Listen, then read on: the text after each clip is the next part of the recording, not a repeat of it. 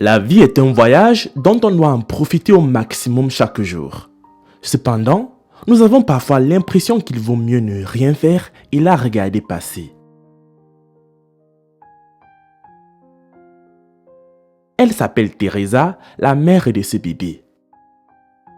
Ce n'est pas la première fois que nous rendons visite à cette famille. Nous avons vu ce bébé il y a quelques mois et c'est comme ça que le monde entier a découvert leur histoire. Mais avant de poursuivre, voici la question du jour. Comment on appelle l'animal sur la photo?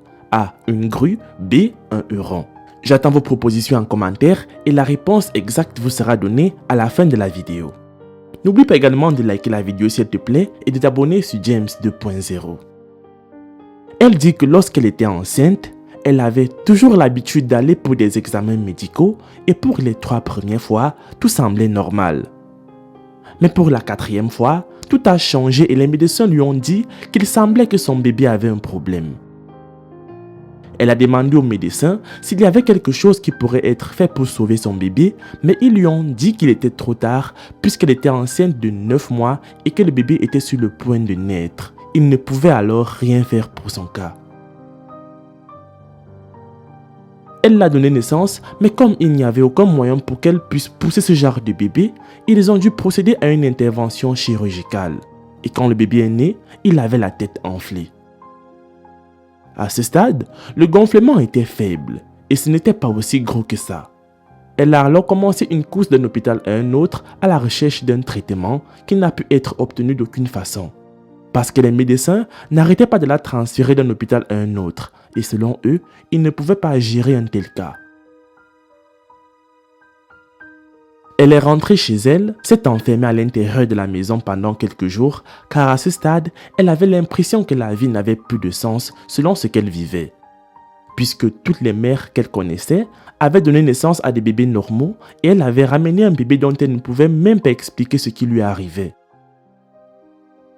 Beaucoup de gens qui étaient censés être ses amis et sa famille l'ont conseillé de trouver un moyen de se débarrasser de ce bébé parce qu'il était évident qu'ils allaient dépenser tout ce qu'ils avaient pour lui chercher un traitement. Mais elle savait que c'était mal et elle a décidé de se battre pour lui jusqu'à ce qu'il rende son dernier souffle.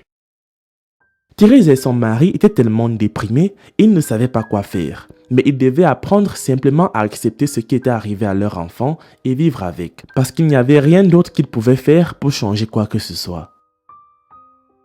Elle ne pouvait pas abandonner son bébé. Elle a continué à se déplacer avec lui dans différents hôpitaux à la recherche d'un traitement jusqu'au jour où elle est tombée sur un médecin vrai qui lui a dit la vérité sur son sujet. Le médecin lui a dit qu'il était temps qu'ils arrêtent de courir vers les hôpitaux, qu'elle devrait se calmer et ramener sa fille à la maison parce que ce que les hôpitaux pouvaient faire était de continuer à les transférer d'un hôpital à un autre et aucun d'entre eux dans ce pays n'allait jamais réussir à effectuer une telle opération chirurgicale. Et le seul moyen pour que le bébé puisse avoir un traitement était de se faire soigner à l'étranger. Quand elle a entendu ça l'a complètement bouleversée et brisée parce qu'elle savait qu'il n'y avait aucun moyen qu'elle puisse se permettre ce genre de traitement. Alors elle est rentrée chez elle et a commencé à attendre que son bébé meure car elle avait complètement perdu tout espoir de suivi pour lui.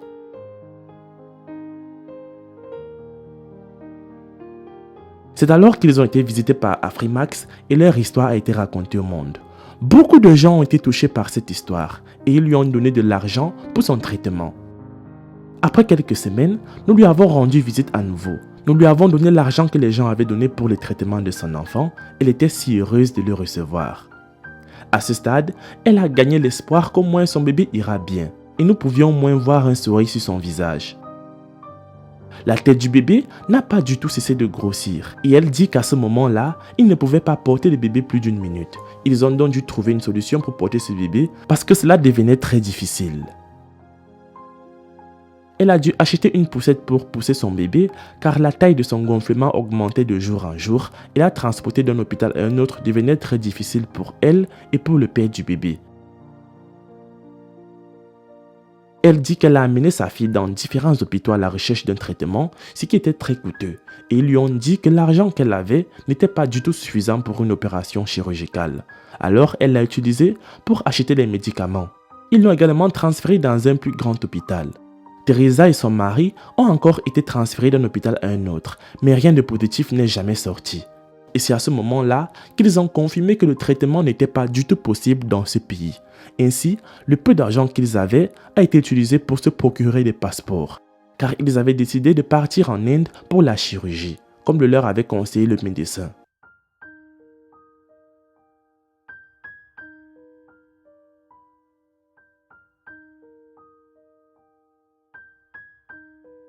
En faisant tout cela, ils ont dépensé tout l'argent qu'ils avaient car les hôpitaux où ils ont été transférés étaient très chers mais n'ont pas réussi non plus à soigner le bébé.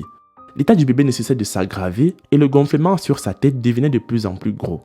Et quand nous leur avons rendu visite pour la 3e fois, il était évident que cette condition empirait. Elle avait besoin d'un traitement dès que possible.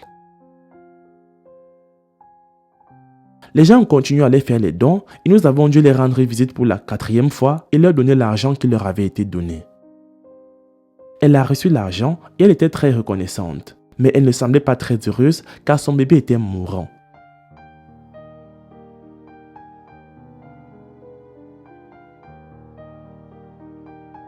Elle dit qu'ils ont reçu l'argent pour obtenir des visas pour l'Inde, le transport et le traitement lui-même. Et l'argent nécessaire pour payer tout ça était tellement beaucoup. Eh bien, elle l'a eu aujourd'hui, mais il en faut plus. Selon Teresa, lorsqu'ils recevront l'argent nécessaire, ils vont immédiatement acheter des tickets et la première chose qu'ils devront faire sera d'amener leur bébé pour un traitement car c'est tout ce qu'ils ont toujours espéré.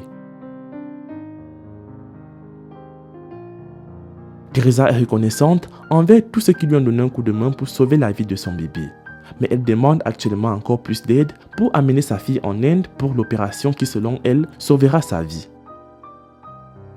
L'argent qui sera utilisé pour son traitement sera reversé via GoFundMe, un lien qui est toujours dans la description de chaque vidéo. Les amis, c'est la fin de la vidéo. La réponse à la question du jour était le héron.